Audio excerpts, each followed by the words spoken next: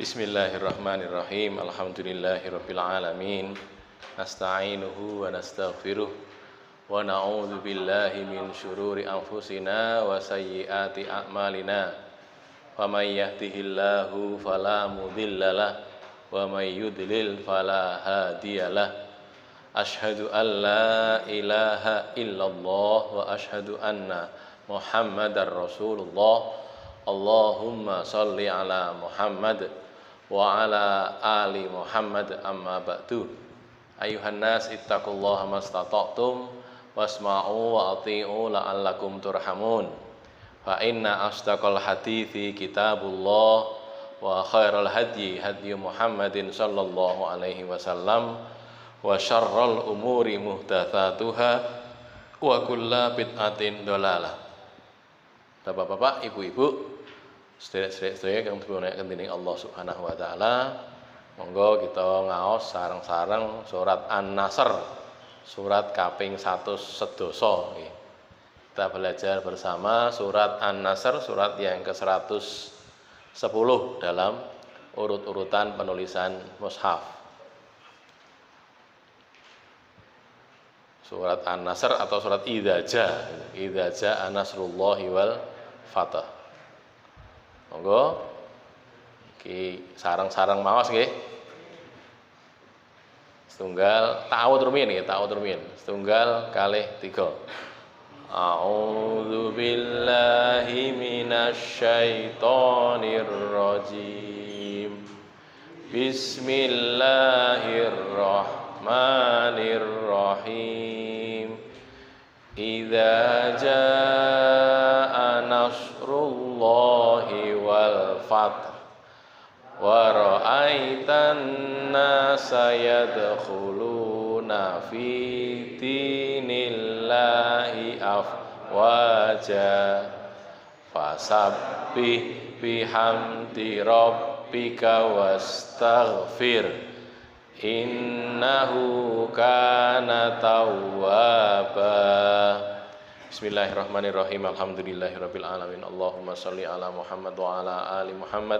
Allahumma arhamna bil Qur'an waj'alhu lana imama wa hudaw wa nuran wa rahmah wa dzakkirna minhu ma nasina wa 'allimna minhu ma jahilna warzuqna tilawatahu ana al-laili wan nahar waj'alhu lana hujjatan ya rabbal alamin. Allahumma faqqihna fid din, Allahumma 'allimnal kitab, Allahumma aslih lana fi dinina wa wassi' lana fi darina wa barik lana fi rizqina. Ya muqallibal qulub tsabbit qulubana ala dinik wa ya musarrifal qulub sarrif qulubana ila ta'atik. Allahumma ansur man nasarad din wa khdzul man khadzalal muslimin wa ansuril mustad'afina minal mu'minin wa ayyidna jami'an bi ruhim minka ya rabbal alamin. Wa sallallahu ala Muhammad wa ala ali Muhammad walhamdulillahi rabbil alamin. Surat An-Nasr, surat Idza Jaa Nasrullahi wal Fath. Kita lihat ayat per ayatnya sekarang nggih. Idza Jaa Nasrullahi wal Fathu. Idza Jaa, apabila datang. Jaa itu datang, tumeka.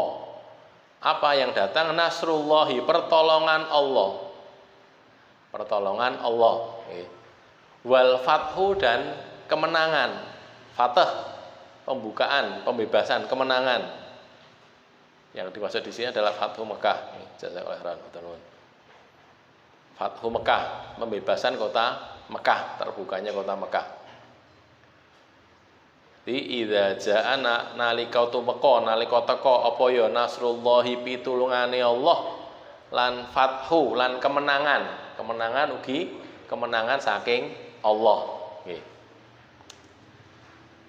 Wa ra'aitan nasa yadkhuluna fi dinillahi afwaja, dan engkau melihat engkau wahai Muhammad,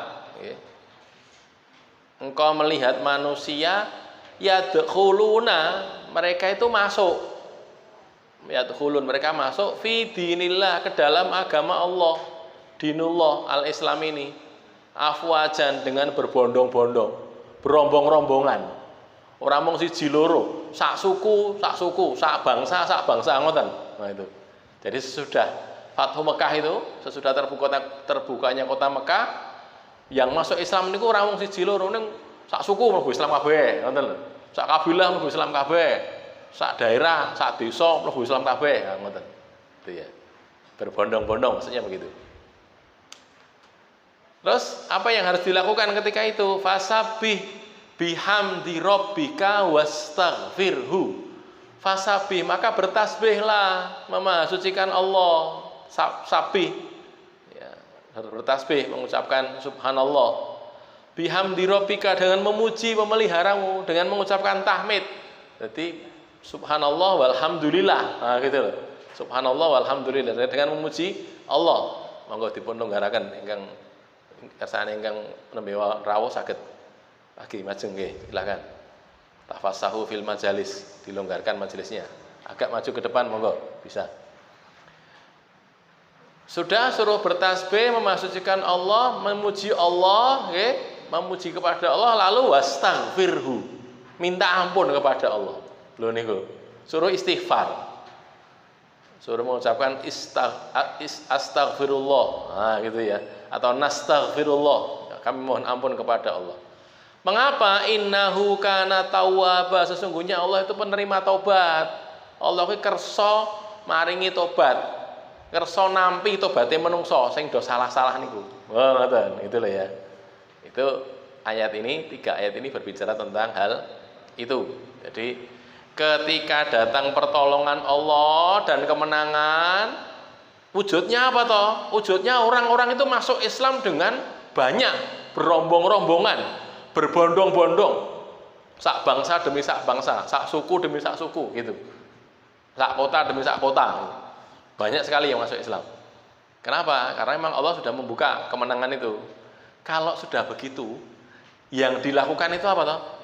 Tasbih, subhanallah, tahmid, alhamdulillah, istighfar, astaghfirullah, gitu. Jadi kembali kepada Allah, mendekat kepada Allah, memahasucikan Allah, okay? Memuji Allah, donga istighfar dumateng Allah. Nah, gitu ya. Sekarang kita lihat maknanya. Ya, yang pertama, pertolongan Allah dan kemenangan itu pasti datang. Mungkin brosur ya kan, nggih. Terus saya cuma mindahkan ke sini saja. Pertolongan Allah dan kemenangan itu pasti akan tiba, pasti akan datang. Nah, gitu. Kapan? Tidak tahu. Waktu belum Fathu Mekah, muslimin juga tidak tahu bahwa nanti akan dapat kemenangan, begitu tidak tahu. Betul ngertos. Sakniki mawon ada yang ngerti ya. Sudah kira-kira apa?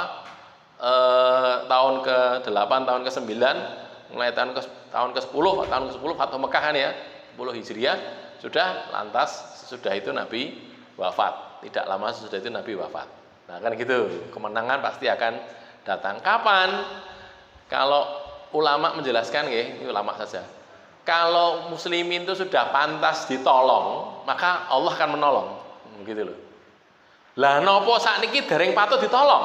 Nah, berarti dereng berarti. Gitu. Lah awake dhewe niki jek sewu nggih. Jek rumpati tenanan ngoten lho. Awake dhewe sing ngomong barang niki nggih padha gitu. Dadi bukan kok jenengan mboten. Kita semua kan masih begitu. Kita sama teman sesama muslim masih sosok masih tidak cocok. Tidak cocoknya orang tidak cocok. Terus nganggo padudon kan gitu ya. Beda sithik we padu kan gitu kan. Di antara kita masih begitu. Jadi belum layak ditolong berarti. Bukan ngoten nggih. Nanti kalau sudah layak ditolong, jadi yang harus kita lakukan itu malah awake dhewe niki nggih, tenanan sing lakoni agama, sing Qur'ane dilakoni, hadis dilakoni sak kuat-kuate, mungkin nek pun patut ditolong sama Allah. Dan kalau Allah menolong itu, sudah tidak ada yang bisa menghalangi gitu. Mesti menang, begitu loh, mesti menang. Tidak ada ceritanya tidak menang, pasti datang dan mesti akan terjadi. Nah, gitu. Nabi sallallahu alaihi wasallam, SAS niku nggih, sallallahu alaihi wasallam pasti melihat orang-orang masuk din Allah secara berbondong-bondong, gitu ya. Waro'aitan nasa, itu kan waro'aita, kamu melihat. Nek coro bahasa Arab, ro'aitan itu isim fi'il madhi gitu. Buatan sataro tapi ro'aita, sudah lampau. Lah padahal turunnya ini turunnya itu kan ya masih belum terjadi gitu. Jadi sesudah itu baru kemudian terjadi Fathu Mekah gitu. Jadi sebagian mengatakan ini terjadinya sebelum Fathu Mekah, sebagian sesudah Fathu Mekah. Maka itu menunjukkan kepastian. Pasti kamu akan melihat, gitu loh. Kowe mesti arep ero wong-wong iki do mlebu agama Islam secara berbondong-bondong. Terus habis itu masuk Islam, semakin banyak gitu ya. 3. Saat pertolongan Allah dan kemenangan Islam tiba, Nabi dan muslimin, nah itu, fasabih bismi rabbika bihamdi rabbika wastaghfir. Suruh tasbih, tahmid, istighfar. Yang disuruh itu kan Nabi nggih. Fasabih, bertasbihlah kamu wahai Nabi. Hanya, ini perlu kita perhatikan nih, hanya kalau dalam Al-Qur'an itu setiap perintah yang ditujukan kepada Rasulullah, pada Nabi, itu juga perintah bagi umat beliau. Oh gitu loh. Jadi fasoli gitu, salat. Inna atoina kal kautsar fasoli li rabbika wanhar. Ini kan perintahnya untuk orang kedua, untuk anta kamu gitu loh. Yang disuruh Nabi Muhammad, tapi maksudnya umat beliau juga harus gitu loh. Kecuali, masih ada kecuali lagi, perintah untuk Nabi itu berlaku bagi umat beliau secara umum begitu, kecuali kalau disebutkan khusus untuk Nabi. Jadi ini khusus untuk Nabi saja. Nah kalau itu ya kholisatan laka min dunil mu'minin, contohnya begitu ya, ada ayatnya itu, kholisatan laka, khusus untuk engkau, min dunil mu'minin, orang-orang beriman yang lain tidak. Ya itu berarti hanya untuk Nabi saja gitu nggih. Contohnya apa? Contohnya sholat wengi niku. Sholat malam itu, tahajud niku, nek Nabi wajib gitu.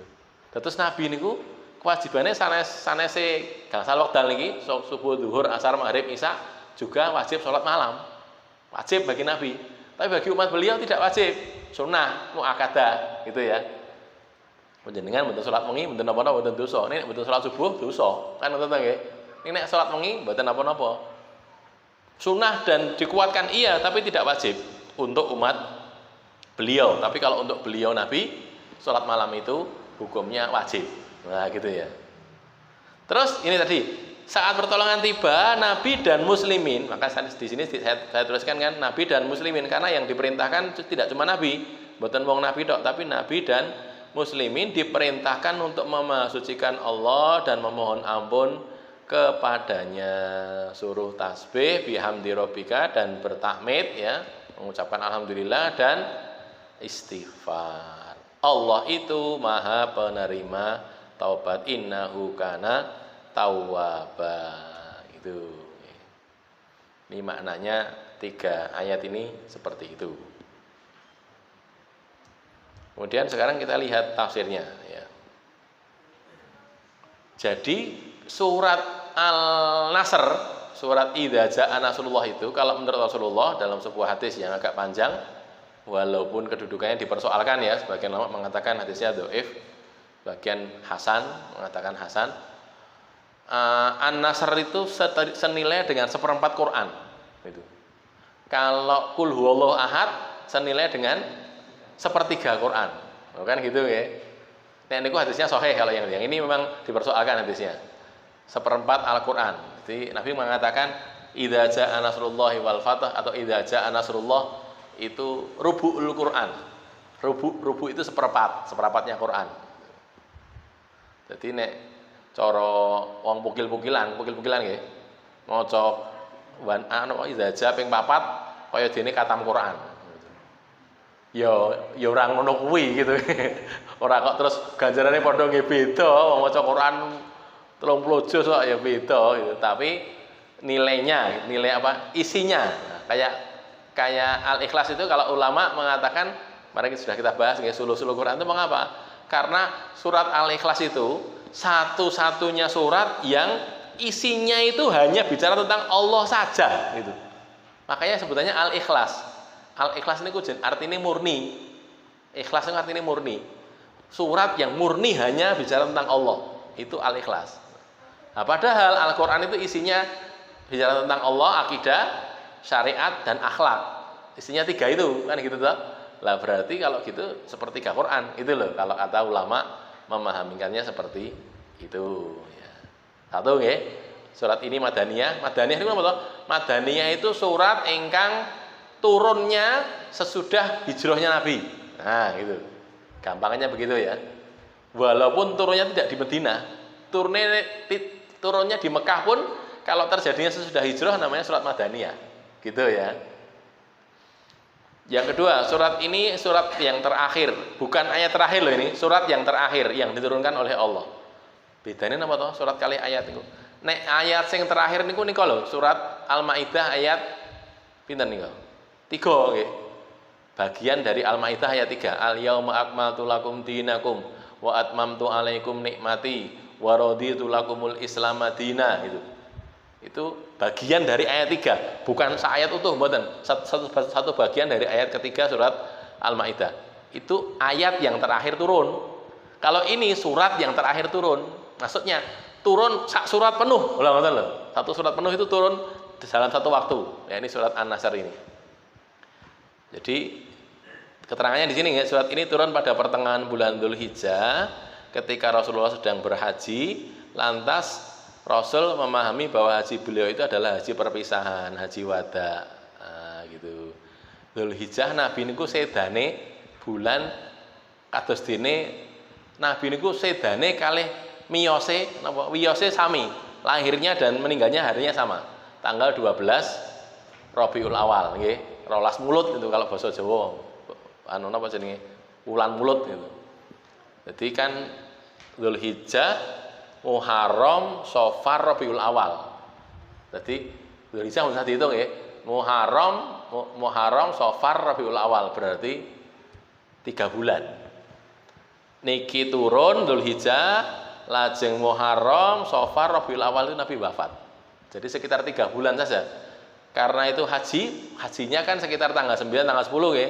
Haji wada waktu di Arafah tanggal 9 Dzulhijjah, padahal beliau wafatnya tanggal 12 Rabiul Awal. 3 bulan lebih sedikit, 3 bulan lebih 3 hari. Jadi makanya ini dikatakan sebagai surat yang terakhir turun. Nah, maka Nabi tahu bahwa ini adalah haji perpisahan. Wis wa ra'aitan nasa yadkhuluna fi dinillahi afwaja, wis rampung kan? Islam sudah menang sekarang, sudah tidak lagi perlu dilanjutkan lagi. Karena apa? Karena sudah disampaikan semua kebaikan, Islam sudah tegak, sudah ada di Mekah, di Madinah, semua sudah masuk Islam, sudah misinya Nabi selesai. Pesuruh itu, napa utusan niku, nek wis tugasnya rampung kan dipanggil terus sini. Ngoten ta nggih? Panjenengan kagungan utusan sinten? Putrane napa pembantune napa pelayan? Tukokno gula. Nah, gitu kan ya. Belikan gula nang kono nang pasar kono. Selesai beli kan dia pulang gitu. Ya sudah selesai tugasnya dia pulang. Baik ditimbali maupun tidak dia pulang. Rasul juga begitu.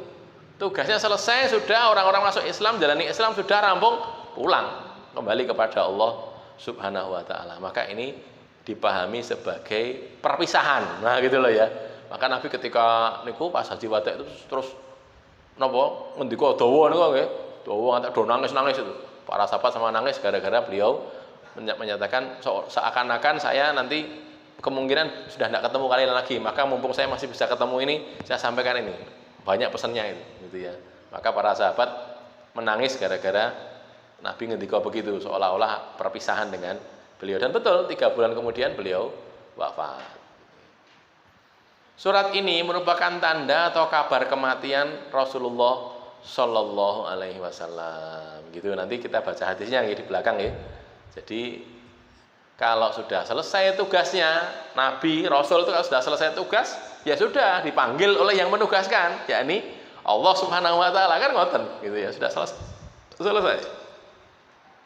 Yang dimaksud dengan kemenangan pada surat ini adalah pembebasan kota Mekah atau Fathu Makkah. Sebagian orang itu memahami penaklukan kota Mekah. Saya tidak begitu cocok dengan itu, Karena yang dilakukan itu bukan menaklukkan, tapi membebaskan.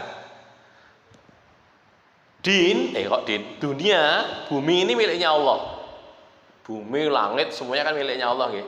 Neng bumi kudune sing ditegakne iki apa? Sing ditegakne kudune aturane Allah.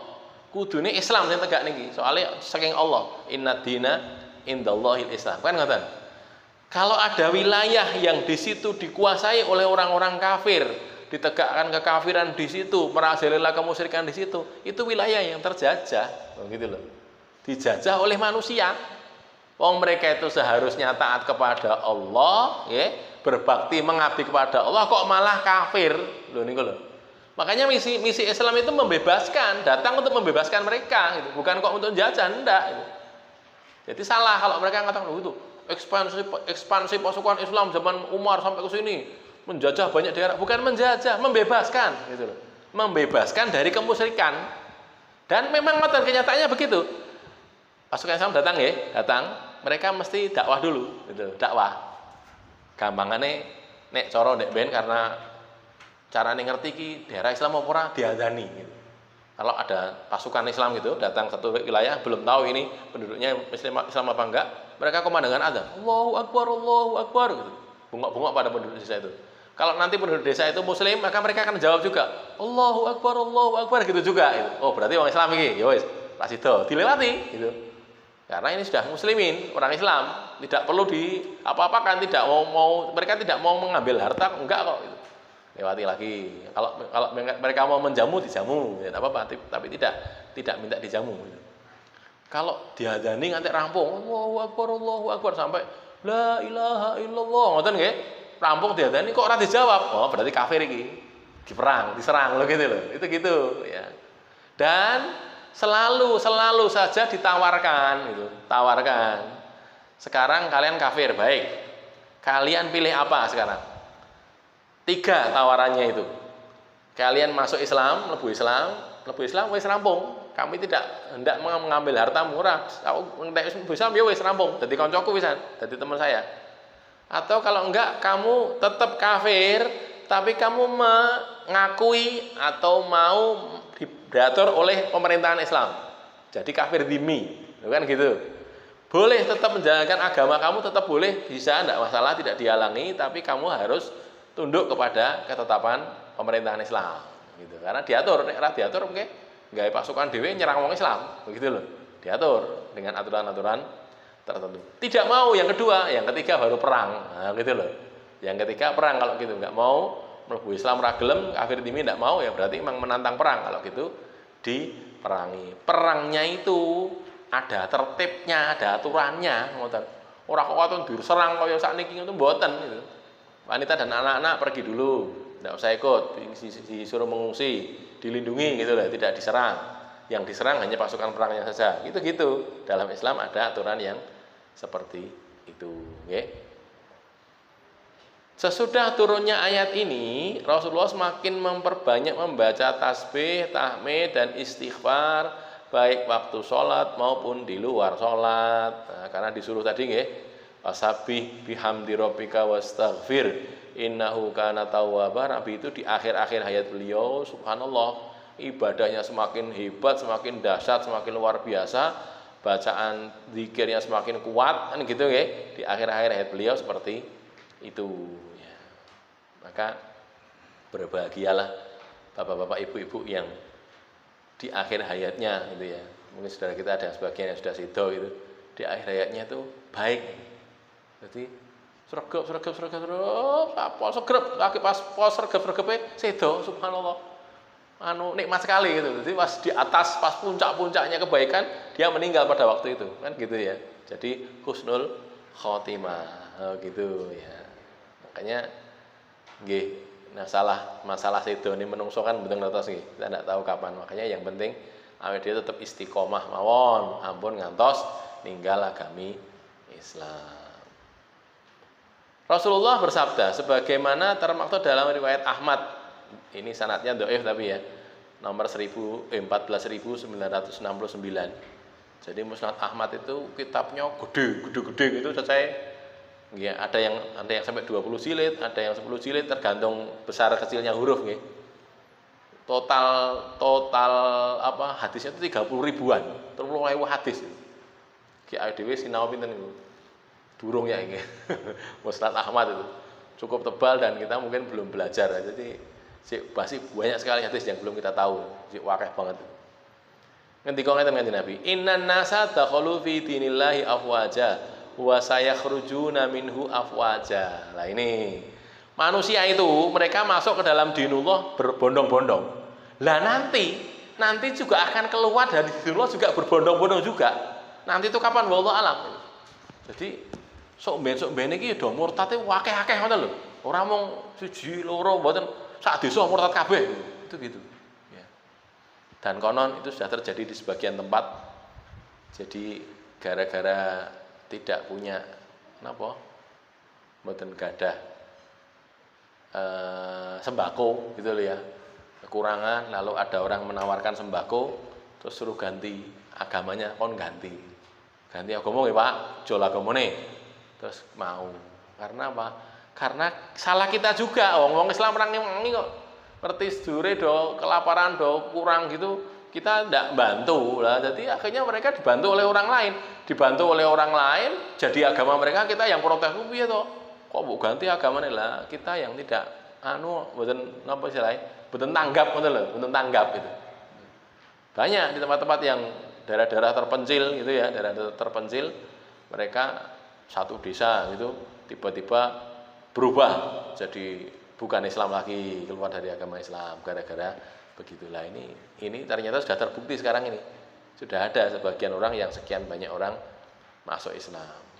Nggih enten cerita, ini kisah nyata ini. Cerita ada bukan satu desa, 14 kakak, 14 kepala keluarga, 14 keluarga gitu, di daerah Angansari. Angansari itu daerah Bali sana. Provinsi Bali, tepatnya saya agak lupa itu daerahnya, kalau nggak salah di kabupaten ini jenenge ini Badung nama pundi gitu daerah Bali sana. Itu ada 14 kakak masuk Islam, Hindu mereka, Hindu lebih Islam, terus menulis surat di Suara Pembaca koran Jawa Pos nomor sudah sekian puluh tahun yang lalu, bukan baru-baru ini, sudah lama sekali. Saya cuma dapat ceritanya, tidak ikut ngalami, cuman diceritani tok. Terus nulis surat di Suara Pembaca itu, mereka mengatakan kami minta muslimin mengirimkan guru kepada kami. Kami ini masuk Islam tapi ra mudeng. Islam iku kudune piye iki ra mudeng gitu.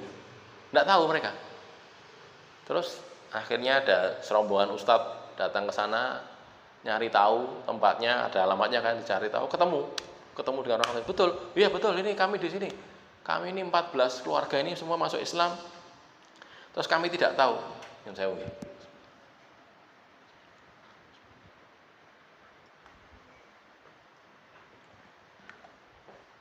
Yang harus dilakukan dalam Islam itu apa, kami tidak tahu. Lalu para dai ini, para ustadz ini tanya, lah iya, lah kok anda ini kok bisa masuk Islam itu ceritanya gimana? Gitu loh. Orang enek wong dai tekan kene, orang enek ustadz tekan kene, kok iso mlebu Islam? Saya ngejaki lho sapa gitu. Tanya gitu, ditanyain. Dai-dainya dari Jawa datang ke sana untuk nyurvei, betul terbukti betul. Jadi dia nulis surat pembaca tadi tidak bohong, betul-betul ada. Terus dia ceritanya itu dia yang ketuanya itu tadi, saya itu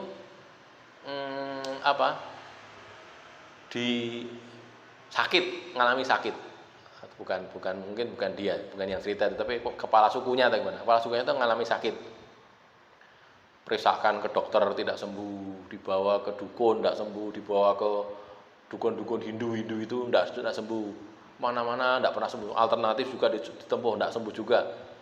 Lantas ketemu dengan dukun Hindu yang sudah tua gitu. Sudah tua sekali. Dukun Hindunya itu ngomong begini, Pak, Bapak ini bisa sembuh kalau Bapak mengikuti agama nenek moyangnya Bapak. Dia ngomong gitu sama dukun Hindu itu. Nah, bapaknya yang kepala suku tadi kaget loh. Saya Hindu, Nenek moyang saya juga Hindu.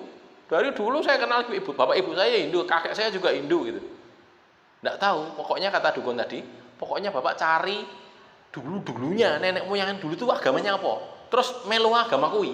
Gitu. Nanti kamu sembuh gitu. Ngomong gitu tuh, dukun Hindunya tuh ngomong begitu tuh. Akhirnya dia penasaran nyari, telusur, akhirnya betul salah satu kakeknya berapa itu dari Lombok, dari Nusa Tenggara Barat, agamanya Islam, gitu. Jadi ditelusur ketemu agama Islam, akhirnya dia masuk Islam, karena dikongkong. Jadi orang ini orang Hindu disuruh masuk Islam oleh dukun Hindu, subhanallah. Kayak apa itu? Jadi saya akan mlebu Islam, oh dukun Hindu. Jadi ngomong itu, bukan ngomong masuk Islam, cari tahu agama bapak, nenek moyangnya bapak itu apa, ikuti agama itu, nanti bapak akan sembuh. Betul, ketika dia masuk Islam, mari subhanallah itu, sembuh dia dari sakitnya itu. Luar biasa, lalu dia ngejak teman saudara-saudaranya, bener, ini bukan agama omong kosong, ini betul saya ngalami sendiri ini. Akhirnya 14 keluarga tadi masuk Islam kabeh. Masuk Islam dan tidak tahu Islam itu kudu piye ora ngerti gitu. Oh, sudah generasi kesekian itu sudah tidak tahu keberapa itu, pokoknya tahu bahwa salah satu kakeknya yang kesekian itu beragama Islam. Lalu nulis surat itu tadi. Subhanallah itu ya. Allah niku kalau mau mengubah ya, tidak ada dai sampai ke sana, ngaji ora tekan kono gitu ya. Ora enek sing mulang rono, agama Islam ora tekan kono. Bahkan orang tadi ketika masuk Islam itu tidak tahu harus melakukan apa, itu tidak tahu. Islam itu kudune sing dilakoni apa ki ora ngerti. Wis mlebu Islam. Wis syahadat ning ono apa ora iso. Ora mudeng kok carane piye. Konon katanya waktu disahadatkan di Denpasar atau di mana, di masjid, salah satu masjid itu. Syahadat, kemudian dia masuk Islam, ngejai tangga-tangganya tadi, saudara-saudaranya suku tadi, masuk Islam 14 keluarga. Akhirnya ada ustaz-ustaz datang ke sana, ketemu, baru kemudian mulai diajari, diulang. Ceritanya begitu ya. Jadi Allah menghendaki bisa begitu itu, gitu loh ya. Tapi sebaliknya Allah juga bisa memurtadkan orang Islam. Wis wong Islam wis apik nggih, apik-apik ket biyen, murtad gara-gara duit. Nggih. Gara-gara duit dadi murtad, dadi uga nglakoni agama Islam itu. Wah nek gur duit aku ya ora kepencut aku. Nggih nek mung sithik gitu. Gitu nggih. Kita berapa? 1 juta ora masalah. 1 miliar, pikir-pikir sih gitu. 1 miliar, wah ya akeh tenan 1 miliar kan gitu kan ya. Berpikir-pikir dulu. Kalau kita tidak kuat kena sudah. 1 triliun, wah apalagi 1 triliun itu 1000 miliar. 1 miliar dipingki 1000 gitu. Kayak wah kayak sepinten gitu. Wah kayak jangan. Jadi sangat banyak lah, makanya kemungkinan akan berubah. Makanya kita minta kepada Allah tadi, kita berdoa dari Allahumma tsabbitna gitu. Jadi ya muqallibal qulub tsabbit qalbi ala dinik. Nah gitu ya, wahai zat yang membolak-balikkan hati, tetapkan hati saya atas dinmu. Dungane ngoten niku. Yang ke-8, ketika kemenangan tiba, muslimin diperintahkan untuk bertasbih, bertahmid, dan beristighfar, mengucapkan alhamdulillah, mengucapkan subhanallah, tasbih nggih. Tahmid mengucapkan alhamdulillah, istighfar mengucapkan astagfirullah itu. Bukan menepuk dada dan membanggakannya. Oh bukan, wah aku menang, wah aku. Oh enggak gitu, enggak. Kalau menang itu suruh tasbih, tahmid, istighfar. Ngoten gitu loh. Ora kok wah aku menang iki, enggak gitu. Kalau Islam begitu. Kenapa? Karena itu semata-mata merupakan karunia Allah, bukan karena usaha muslimin, bukan. Lah iya aku mulang ya tenanan dadine do gelem. Oh mboten mergo niku. Mergo Allah buka gitu loh. Allah membukakan pintu hati mereka sehingga mereka mau terima. Bukan karena kemampuan kita bicara, oh bukan. Bukan karena kita itu kalau ngomong luar biasa sehingga orang terpencot, oh bukan karena itu. Itu sekedar sebagai jalan gitu loh. Tenane mboten niku, tenane iki wong iki gelem mergo dibuka atine kalih Allah Subhanahu wa taala. Oh ngoten gitu nggih. Dados nek awake dhewe mucal nggih dakwah teng desa-desa napa teng pundi-pundi ngoten niku, kita pengin agar omongan kita diterima. Nggih, didongake. Wong-wong niku gelem napi nggih. Ning kita harus yakin bahwa mau tidak maunya orang itu bukan karena kita, bukan. Karena Allah membukakan hatinya. Lho ngoten. Wong ki nek jane gelem tenan, golek kok niku itu. Contohnya sahabat itu jenenge Salman Al Farisi. Salman Al Farisi niku saking Persia, saking Iran sekarang ya. Persia itu kan dari negara Iran sekarang. Jadi dari Persia dia nyari, pokoknya ini sudah ada nabi yang terakhir yang muncul gitu, karena dia lihat bintang. Kebetulan di Persia itu ada ahli-ahli bintang, itu bintang ini muncul, berarti ada nabi ini, nah gitu loh. Terus gulai cari sampai jadi budak, dia dijual jadi budak, pindah kemana dijual lagi jadi budak, terus sampai ke Madinah ketemu dengan Nabi SAW dari Persia, saking Iran tekan Madinah, udah pindah dari tempat satu, pernah jadi pembantunya pendeta, pernah jadi pembantunya rohib dan gitu kan, berganti-ganti sampai akhirnya ketemu dengan Rasulullah, masuk Islam dia, Salman Al Farisi. Kuwi nek wong gelem ngoten niku. Nek wong wegah, lah niki nek wong wegah, ha mbok dicara kaya ngopo ya tetep wegah. Jenenge wegah kok, gitu lho nggih. Makanya kita kalau ngejak orang, ada yang tidak mau nggih pun ditungake mawon. Jangan kemudian kita terlalu susah gara-gara itu gitu. Wis tak andani, wis tak napa istilahnya? Tak khidmati, tak layani gitu. Wis kowe butuh apa? Aku butuh maam, wis satu kali maam. Wis ya bar iki ning masjid ya, wegah gitu. Wong Jawa kan ngoten niku. Dijak teng masjid. Gua Pak teng masjid. Nggih, kan itu to nggih. Wong Jawa ora tau, mboten ora tau gitu. Nggih ning ora kepanggih gitu lho. Ora tau ning masjid itu. Ketemu ngoten nggih kok ora teng masjid nggih Pak. Mboten ngoten. Wong Jawa mesti nggih. Nggih Mas, nggih. Ning ora ning masjid gitu. Ya kita ngakoni ngejake terus, ampun bosen nggih, tetep dijak terus. Ning kita doakan kepada Allah gitu loh.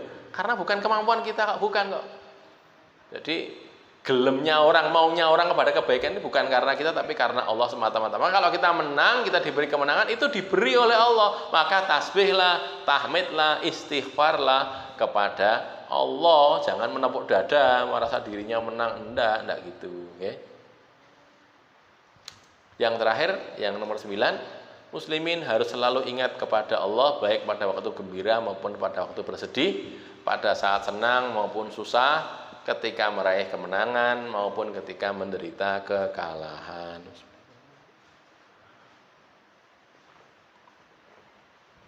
Ini kok enten hadis niku nggih. Ajaban li amril mukmin. Nabi itu ngendika gitu. Ajaban lil amril mukmin. Menakjubkan urusan orang beriman ini. Idza asobat husarra syakara fa huwa khairul lahu. Kalau dia itu mendapatkan kesenangan, kebahagiaan, syakara, dia bersyukur. Dan syukur itu baik untuk dia, gitu nggih. Dikei yang sesuatu yang menyenangkan, syukur deh. Syukur niku dados sae kanggone piyambake kalau mau, gitu. Terus idza asobat hudurra, kalau dia tertimpa kemadharatan, tertimpa sesuatu yang tidak menyenangkan, sakit kah, miskin kah, atau keadaan yang susah dan sebagainya nggih. Golek gawean angel, di PHK, macam-macam gitu kan. Maka sabaro, dia bersabar. Fakana khairul lahu, maka sabar itu baik untuk dia gitu. Jadi ditimpa kebaikan ya syukur ya jadi baik, ditimpa keburukan sabar ya jadi baik. Itulah orang beriman gitu. Beda kalih nika kalih wong sing diceritake teng surat Al-Fajr nika. Wal fajri walayalin asr nika lho nggih. Pripun nika? Wa ammal insanu idza mabtalahu rabbuhu fa akramahu wa na'amahu fayaqulu rabbi akraman. Kan gitu. Amma ketika ada kalanya Allah itu menguji dia. Wa amal insan idza mabtalahu rabbuhu fa akramahu. Allah menguji dia, Allah muliakan dia, wa na'amahu, dan memberi nikmat kepada dia. Fayaqulu rabbi akramani, wah Allah memuliakan saya ini, wah saya ini jadi anggota dewan gitu, gajinya cuman pinten 1 miliar nggih. 1 miliar setahun gitu. Apa malah muncul gitu ya. Jadi jari ini katanya yang diwawancara itu, saya kalau tahun tanggal 1 dapat 17 juta, nanti tanggal 5 52 juta gitu. Wah, kemen duit kabeh niku gitu. Nanti setiap kanu serap aspirasi 150 juta, totalnya 450 juta. Jadi dihitung-hitung konon katanya sampai 1,5 atau 2 miliar per tahun gitu. Kayak dhewe untuk 1 miliar setahun kan wis, Masya Allah, sak desa iso enak ya, longgar gitu. Ora wong siji tak desa gitu. Jadi apa? Gitu tuh bersyukur pada Allah, bukan wah saya kaya begini, bersyukur. Syukur itu diwujudkan, nikmat yang diberikan tadi itu digunakan untuk sesuatu yang meridhokan Allah. Allah ridho gitu loh. Orang digo foya-foya tidak untuk maksiat, tapi untuk sesuatu yang meridhokan Allah, untuk mencukupi kebutuhan dirinya, keluarganya, orang-orang di sekitarnya, dan yang lain-lainnya. Ngoten gitu loh ya. Tidak untuk hal yang begitu buruk, tidak. Kalau sedang dalam kondisi susah, sakit, sedih, payah, atau miskin, tidak punya harta, bersabar dia, sabar. Gitu. Karena melakoni kali sabar, gitu. Bersabar dan mendengar seperti itu. Itulah orang beriman, ya. Jadi senang, susah, senang apa menang atau kalah itu semuanya dalam kondisi yang baik. Itu orang beriman. Sekarang kita lihat hadis kaitannya nih. Yang pertama, Anna Aisyah radhiyallahu anha qalat. Aisyah garwane Kanjeng Nabi nih radhiyallahu anha, istrinya Nabi. Dia berkata, annaha qalat, kana Nabiyyu sallallahu alaihi wasallam, adalah Nabi sallallahu alaihi wasallam itu yuktiru, memperbanyak, ngakeh-ngakehke ayyakula, bahwa beliau itu berdoa. Yakula di sini maksudnya berdoa nggih, ndonga fi ruku'ihi wa sujudihi, pada rukuk beliau dan sujud beliau. Rukuk dan sujudnya apa yang dibaca? Subhanakallahumma rabbana wa bihamdika Allahumma ighfirli. Itu ya. Subhanakallahumma, maha suci engkau ya Allah, rabbana wahai pemelihara kami, wa bihamdika, dan dengan memujimu, dengan pujian kepadamu, Allahumma ighfirli. Ya Allah, ampunilah aku. Nyata awalul Quran, beliau menakwilkan Al-Quran. Tan dek wau kan ayate fasabbih bihamdi rabbika wastaghfir gitu toh. Terus Nabi dungane ngeten iki, subhanakallahumma rabbana wa bihamdika Allahumma ighfirli. Kan ini ada tasbihnya, ada tahmidnya, nggih, ada istighfarnya gitu loh. Kan suruh tasbih, tahmid, istighfar loh nggih. Fasabbih bihamdi rabbika wastaghfir. Terus Nabi dungane ngeten iki, subhanakallahumma rabbana wa bihamdika Allahumma ighfirli, ya ta'awwalul Quran, beliau menakwilkan Quran itu. Jadi kalau rukuk dan sujud beliau membaca doa ini sampai wafatnya, sampai sedane maos donga niki. Nek sadèrènge pripun? Sadèrènge sing niki, gitu ya. Jadi ketika turun ayat fasabbih bismi rabbikal azim, surat Al-Waqiah ayat 74, ini dari Uqbah bin Amir nggih. Itu qala Rasulullah SAW, Rasulullah bersabda, ij'aluha fi ruku'ikum, jadikanlah itu pada rukuk kalian. Jadi kalian kalau rukuk maca dongane itu fasabbih bismi rabbikal azim, maka waktu rukuk bacanya subhana rabbiyal azim. Sebagian ditambahi wa bihamdi gitu kan. Tapi intinya subhana rabbiyal azim. Jadi kalau pas rukuk bacanya itu. Terus falamma nazalat, tatkala turun surat ini, sabbihisma rabbikal a'la, gitu kan? Surat Al-A'la, surat Sabbihis nih kok. Surat ayat 1. Qala, Nabi bersabda, ij'aluha fi sujudikum, jadikanlah dia doa tadi pada sujud kalian gitu loh. Jadi kalau rukuk subhana rabbiyal azim, kalau sujud subhana rabbiyal a'la gitu. Atau subhana rabbiyal azim wa bihamdi, itu subhana rabbiyal a'la wa bihamdi gitu. Jadi prinsipnya satunya subhana rabbiyal azim, satunya subhana rabbiyal a'la. Itu kemudian mansuh oleh ini tadi, yang depan tadi nggih, dihapus dengan ini karena setelah turun surat An-Nasr, setelah turun surat idza jaa nasrullahi wal fath, itu Nabi selalu baca doa ini waktu sujud, waktu rukuk, sama-sama baca doa ini, terus memperbanyak ngakeh-ngakehke nggih, ini kan yuksiru nggih, memperbanyak sampai beliau wafat. Nah, gitu. Ini nanti niki mungkin nggih hal lain ini.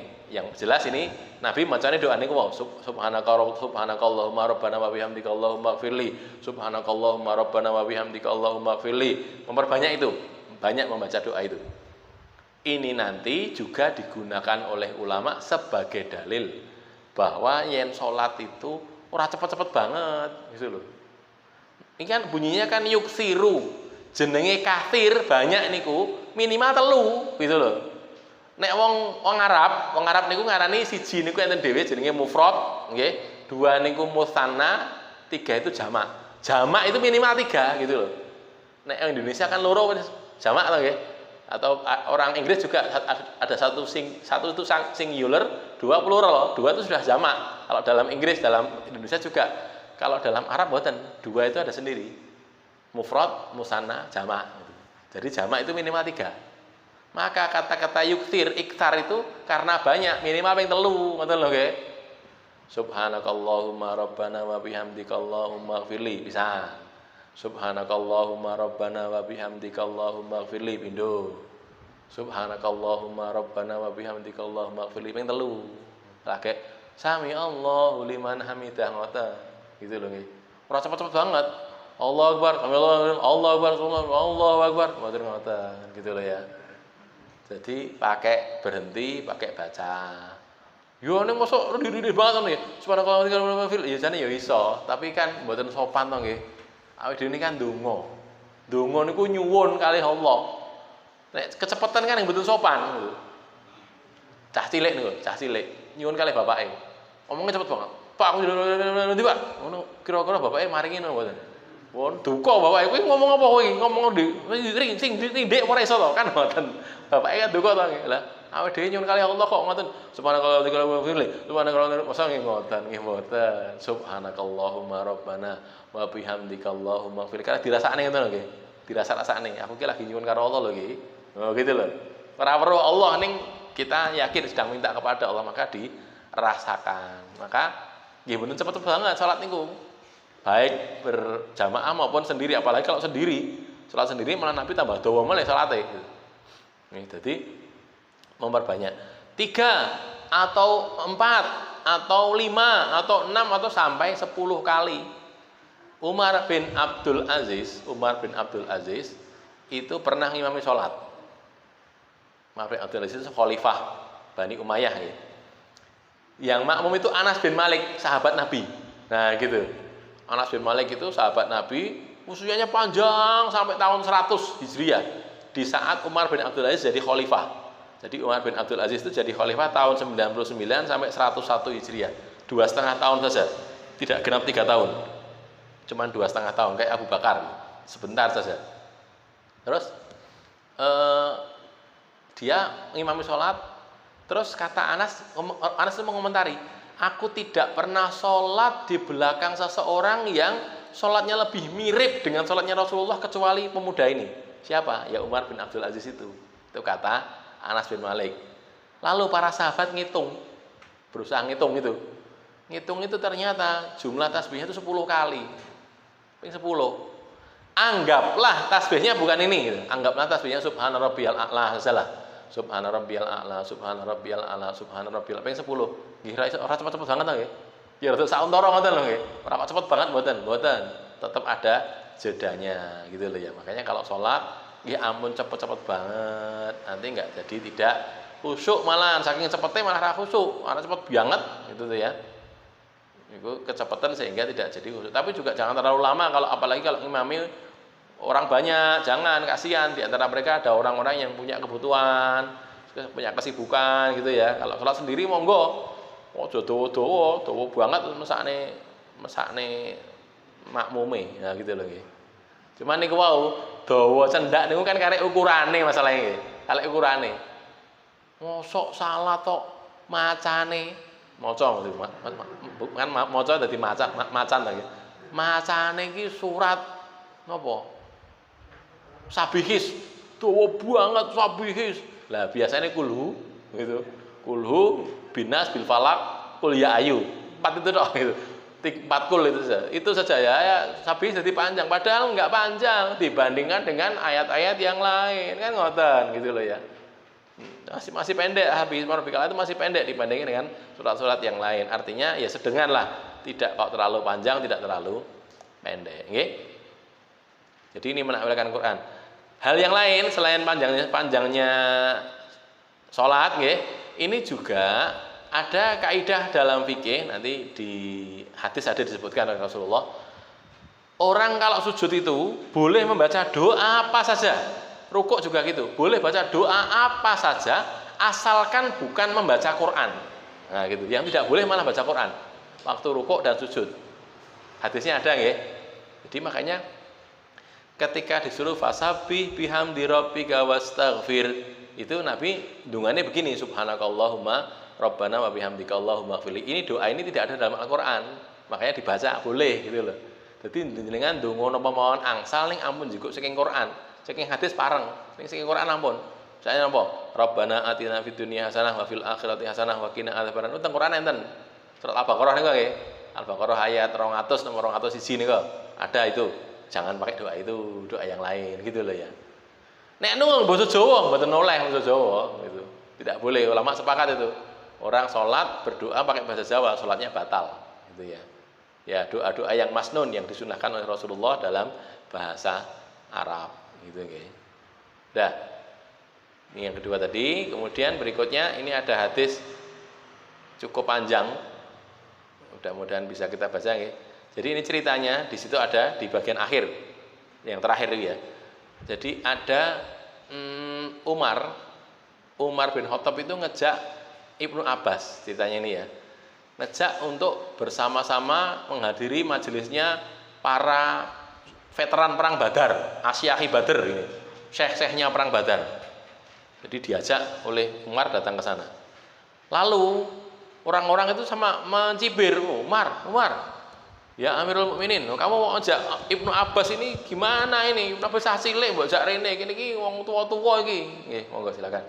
Para syekh-syekh veteran perang Badar ini. Maka lalu Umar menanyai, nah gitu untuk membuktikan bahwa yang dijak walaupun cah cilik ini Ibnu Abbas ini cah pinter ini.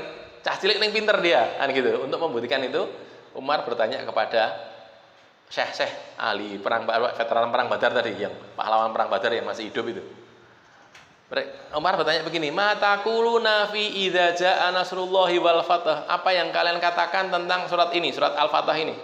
Matakulun fi idza jaa nasrullahi wal fath? Wa ra'aitan nasa yadkhuluna fi dinillahi afwaja. Sampai akhir surat. Nah, gitu. Piye kuwi? Sing mbok ngerteni apa surat kuwi mau? Nah, takwilnya, tafsirnya bagaimana gitu ya.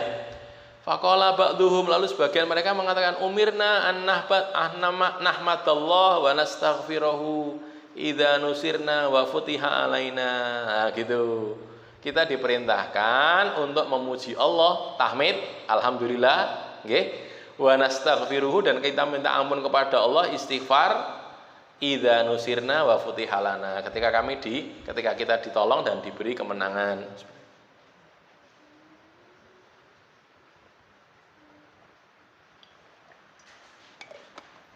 Sebagian ya begitu, sebagian yang lain mengatakan la nadri, kami tidak tahu mbuh kuwi ayat iki takwile piye, nah gitu ya. Au lam yakul, atau tidak. Au lam yakul ba'duhum syai'an, sebagian malah tidak jawab sama sekali. Takoni Umar begitu tidak jawab. Faqala li, maka Umar bertanya kepadaku, pada Ibnu Abbas, ya Ibnu Abbas, ya Ibnu Abbas, akadzalika taqulu, apa begitu juga kamu berucap? Jadi nek menurut kamu gimana ya wahai Ibnu Abbas, ayat ini tadi surat An-Nasr ini, surat idza jaa nasrullah ini? Qultu, aku menjawablah, tidak seperti itu. Tidak seperti yang diomongkan orang-orang itu yang saya tahu. Terus fama taqulu, lalu apa yang kau katakan wahai Ibnu Abbas? Menurut kamu bagaimana ayat ini? Qultu, Ibnu Abbas menjawab, aku ini kan rawinya Ibnu Abbas nggih. Huwa ajalu Rasulillahi sallallahu alaihi wasallam, itu adalah ajal, itu adalah tanda wafatnya, tanda kematiannya Rasulullah sallallahu alaihi wasallam. A'lamahullahu lahu, Allah mengajarkannya kepada dia, Allah memberitahukan ajal tadi kepada beliau gitu loh. Idza jaa nasrullahi wal fath, fathu Makkah, ketika datang pertolongan Allah dan kemenangan, maksudnya terbukanya, terbebaskannya kota Mekah. Fadzalika alamatu ajalika, maka itu adalah tanda kematian kamu. Mekah sudah terbebas kan? Mekah sudah jadi negara Islam, sudah jadi orang-orang muslimin datang ke sana, sudah jadi tempatnya orang-orang muslimin, tidak ada orang kekafiran lagi di sana. Fasabbih bihamdi rabbika wastaghfir innahu kana tawwaba. Sudah kamu akhir-akhir hayat kamu ini banyak-banyaklah bertasbih, banyak memuji Allah dan istighfar kepada Allah karena Allah itu Maha penerima taubat. Maka kata Umar, qala Umar, ma'alamu minha illa ma ta'lamun. Tidaklah yang aku ketahui ayat tadi itu kecuali seperti yang kau ketahui itu, yang kamu katakan itu wahai Ibnu Abbas. Loh ini cah pinter ning ngoten niku wau. Bisa melihat, ngerti. Iki nek Nabi wis rampung. Mekah wis mlebu Islam, wong wis udah mlebu Islam. Ya rampung no tugase. Nek tugase rampung ditimbali karo sing maringi tugas. Maka itu adalah pemberitahuan kepada Nabi bahwa Muhammad sebentar lagi kamu mati. Gitu loh. Sebentar lagi kamu ditimbali oleh Allah, panggil oleh Allah, kamu akan mati. Maka banyak-banyaklah mengucapkan tahmid, tasbih dan istighfar. Nah, gitu loh ya. Jadi diberitahukan kepada Rasul. Rasul tahu itu. Rasul diberitahu begitu tahu. Oh, ki aku arep ditimbali nih. Gitu. Rasul sudah perso, sudah tahu walaupun tidak tahu kapan tapi sudah dekat dengan akhir hayat beliau gitu ya. Jadi ini contoh kalau seorang yang cerdas kayak Ibnu Abbas ini. Ibnu Abbas memang pintar, cerdas ya. Abdullah bin Abbas. Dia bisa tahu oh iki ayat iki karepe ngene, ayat iki karepe ngene. Nah, ini loh, ini karepe Nabi itu mau wafat ini. Kenapa? Sudah selesai misinya. Sesuatu yang sudah selesai misinya ya tidak ada lain kecuali akan diselesaikan, sudah diwafatkan oleh Allah Subhanahu wa taala kan gitu ya. Oke, ini sampai di sini keterangan yang bisa saya sampaikan. Saya sudah bicara kurang lebih sekitar 1 jam, nggih. Mbak menawi wonten ingkang badhe dipun tangletaken, kalau ada monggo. Ada yang kurang jelas barangkali dari penjelasan saya. Bapak-bapak maupun ibu-ibu kalau ada monggo.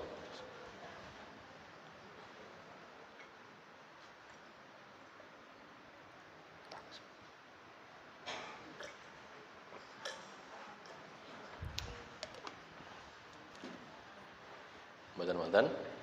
Baik, kita sampai di sini dulu. Qulu qouli hadza, astaghfirullah li wa lakum. Alhamdulillahirabbil alamin.